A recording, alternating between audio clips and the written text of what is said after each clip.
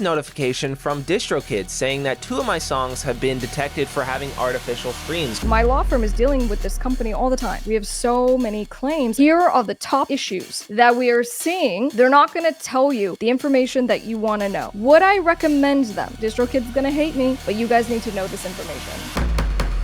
DistroKid. This is one of those videos you want to watch before you upload music and start using their service for sure. As I was kind of doing research and just looking at the other videos that have talked about this company, because I want to get you the information you just need to know. This is one of the biggest music distributors on the planet right now. Okay, so that means a whole lot of you are using this platform. Now, what's a music distributor? A music distributor is a company that distributes music to music platforms. And actually, the way it works right now is that you as a creative, you cannot upload your music directly to Spotify or other music platforms. You have to go through a music distributor. And because you have to go through a music distributor, the relationship with that distributor is very, very important because they are handling your music, they're handling your money, important things. And when I say money, I mean royalties. Now, from the last I checked, DistroKid as a music distributor has something like 2 million artists that uses its platform. About 30 to 40% of music is distributed by DistroKid. So we talk about all the music distributors on this platform. We are very well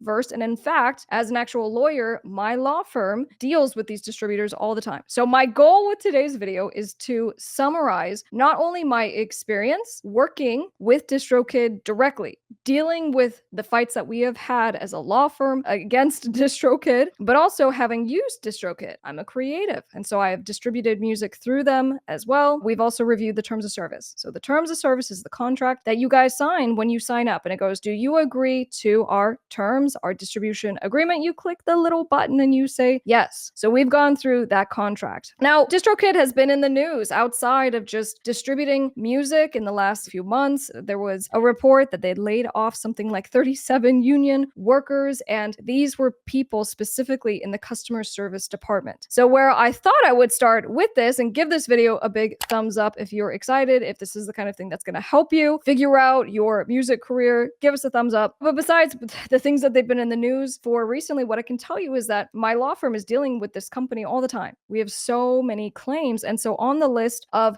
here are the top issues that we are seeing, let me walk you through it. So number 1 is alleged streaming fraud. Number 2, copyright claims, meaning someone is filing a claim against your song, your album, alleging that there's been copyright infringement. 3, botted playlists. Your song was put on a playlist and they're saying it's fake. Number 4, trademark infringement. So you are infringing someone else's name. 5, profile combination issues. So this has to do more with you'll contact us and you'll say that someone has the same profile name as you on Spotify. So we then go through the distributor to deal with it. Editorial issues. So there's something wrong with the music itself. They don't like the lyrics. They don't like the messaging of your music. And number 7, that you get locked out of your account for one reason or another. Now, these are the things, literally cases that we are handling right now. But at the top of the list is that we have alleged streaming fraud. I thought that this was a pretty good representation. This is Retroklub TV, and his videos, I might get banned from Spotify. I'm not kidding. I get banned off Spotify. I'm not even joking. I woke up this morning to this notification from DistroKid saying that 2 of my songs have been detected for having artificial streams, going so far as to say Collection the Funk Edition has 100% artificial streams, which is funny because that's pretty much Spotify shooting themselves in the foot. If we go under Spotify for artists, you can see I have 22,100 streams on this song. But what playlists am I on? Good Vibes, Power Hour Personalized, Radio, Beast Mode Personalized, Viral Hits, Release Radar, Your Daily Mix. This is my official playlist. Your top songs of 2023 on repeat, discover weekly. He's showing that these are actually Spotify playlists that his songs were added to. That's a big thing. Because remember on the list, I go, well, one of the problems that comes up is alleged fake streams from the playlist itself. But what he's saying is like, no, these are actually Spotify's playlists. If we tally up all of those streams from just Spotify's official playlists alone, that's 10,496 streams, which is about 48% of all of the streams on this fucking song. Meaning they're feeding me 48% of those fake streams, apparently. Good fucking job. Round of applause for Spotify for doing their due diligence. If we take a look at the stream chart on this song, you might see these random spikes, especially one for 7,000 streams. I was suspicious when I saw this too, but I calmed down a little bit when I realized, oh, it's just their, algorithms or editorials or whatever the hell they're doing behind the scenes. But apparently they're all fake, so what can you do? What can you do? Well, a lot of you contact me. I had mentioned about lack of customer service support because you contact me because I kick down the door and I get a response over these issues that we've gone through. So with the alleged streaming fraud, what happens is that you'll get a notice and you'll say, well, for example, Spotify. Spotify is claiming that fake streams, and so they've taken down my songs. Sometimes they'll go even further than that and they'll take down an entire EP. But at a minimum, they've taken down my song. And I'm trying to reach out and get clarification from my distributor. I'm trying to reach out to Spotify directly. I can't get a response. And so then you tap me in because most of the time there is a reason. For example, we had a client who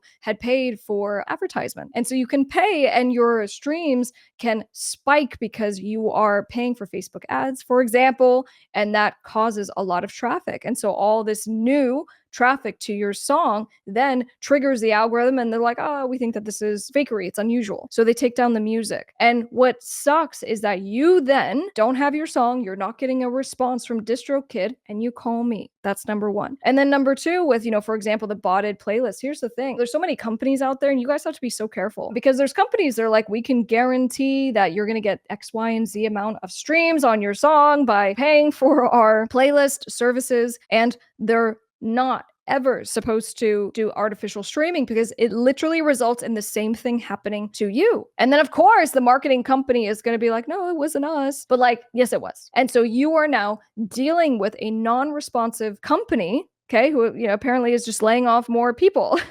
Like the issue is not getting better. And then there might be copyright claims, there might be trademark claims, but one of the more simple like administrative things is just the name of your profile. So you have to go through your distributor if, for example, your profile is being combined with someone else's profile, and this happens. You send your song and someone else has a similar or the same name as yours on Spotify. Your song is now showing on someone else's Spotify profile. So there's that. Now, the editorial one, so look, sometimes these platforms, and sometimes it's DistroKid directly, and so DistroKid will say, we are not going to distribute your song because of the words that are in your song. Now, we're going to look real quick at the terms of service. I let you know that I did a full deep dive into this, but I'll give you kind of more of the high-level things that you should just keep in mind as it relates to the contract that you're signing with this company, but their terms of service say what they say, and this is how we deal with these issues on your behalf. Now, here's the thing. I'm here to help you. So I'm going to give you some guidance on what to do if you're dealing with any of these issues. But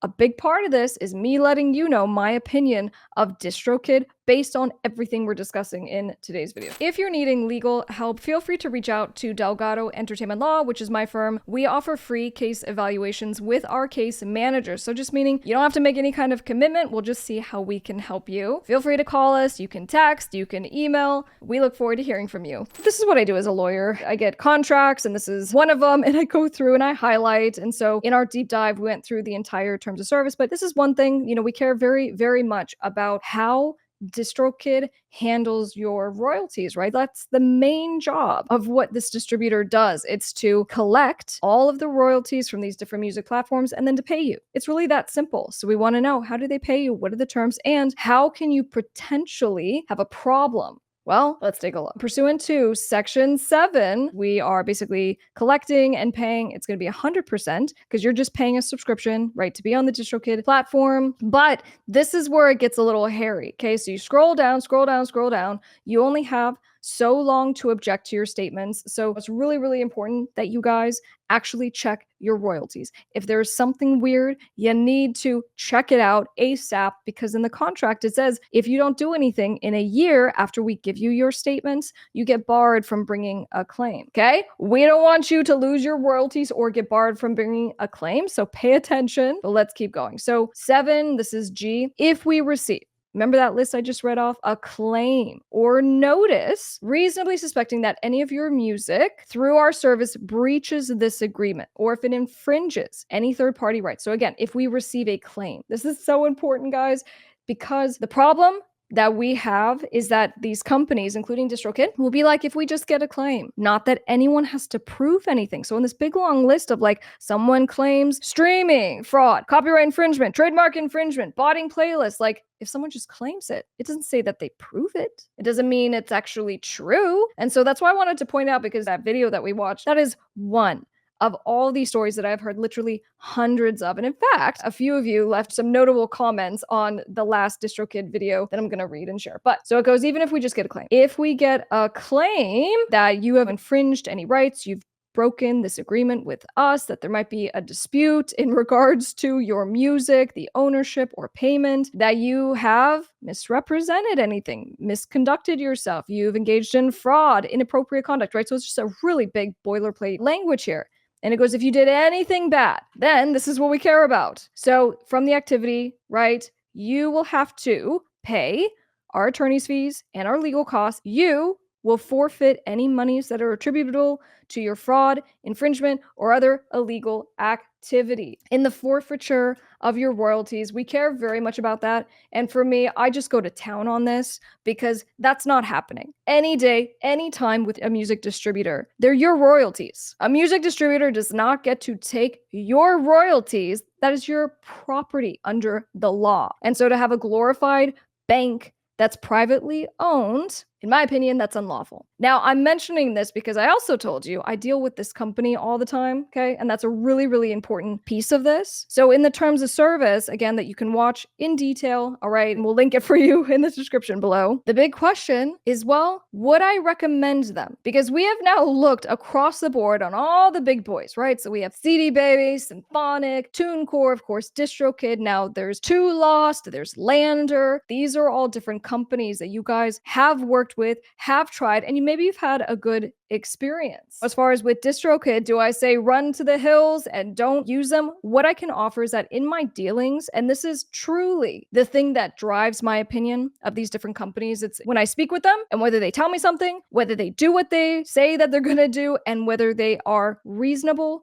in regards to your guys' royalties, to getting you back into your accounts, to getting your music reinstated. For the majority of the different dealings that we've had with DistroKid, they have been on the more fair and reasonable side to actually unlocking the accounts. That's through my office. Let me go through a couple of these because they just stood out. So this was one comment. We never signed off to the terms of service, right? So it's this document that we were just looking at. Suddenly they wanted hundreds of dollars. So DistroKid apparently was looking for hundreds of dollars. We canceled instantly. Yeah, this happened to us. 50 plus albums removed overnight. No heads up, no warning, no email, nothing, gone overnight, claiming fraud on our part, whatever that means. DistroKid claims that I've been acting suspicious, I think due to my music becoming popular, and because of this, I can't get my revenue from songs I made. I wish that distributors allowed artists to get money directed to their accounts instead of to the distributors first. I completely agree. I got 50,000 worth of streams taken down over the span of a month, including a whole album. DistroKid claims that they took down my music because of a complaint, and that these complainants either don't exist or just obviously bought emails. So here's the thing. It has made a big difference for me to actually deal with this company and to be like, look, when it comes to releasing your guys' royalties, they're not going to tell you the information that you want to know. And sometimes you don't even get a response from customer service. But if you go to their legal department, it's a whole lot different. Now, let me show you who you need to email. DistroKid's gonna hate me, but you guys need to know this information. All right, so if you have any issues with your account, you can send all of your notices to DistroKid via legal@distrokid.com. Again, that is legal@distrokid.com.